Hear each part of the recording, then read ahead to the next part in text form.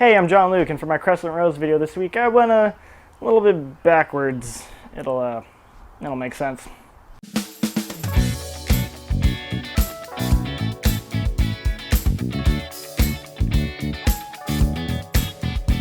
So earlier this week, I was talking with the guy who has been helping me out on this project, and he flat out told me that the way I'm currently building it is not very structurally sound, and it's probably going to collapse immediately the second I try and swing it.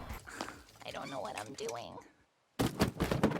He then told me that as an alternative, I should try building the whole thing out of plywood as one giant long piece because it'll just hold together more than the MDF I'm currently using, and will be more structurally sound because of there'll be less gluing together of different pieces and it won't break as easily. This left me with two choices. I could either continue on the path I'm currently on and just hope it all works out, or I could abandon my MDF pieces and start over with the plywood.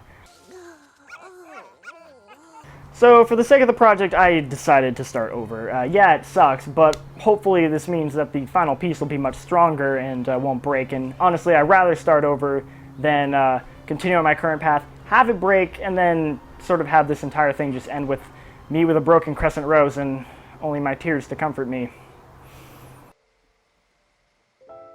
So for the plywood, I just used the exact same method I did last time. I cut out my template, put it on my pieces of plywood, cut it out with a jigsaw, glued them together, and left it alone.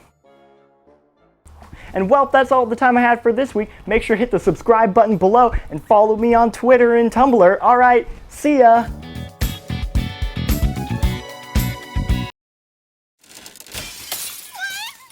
Okay, fine, I did other stuff. It'd be a bit of a cop-out if I only redid a piece and that was the whole video. I did take those detailed pieces and glue them to my base, and then sanded everything down afterwards. That way everything just looked nice and smooth and fit together well, giving it a nice, clean look. As I started working on the blade, using foam, I just started cutting out some of the pieces for it. This is really just a time-consuming process, just a lot of patience and technique to make sure it all looks good.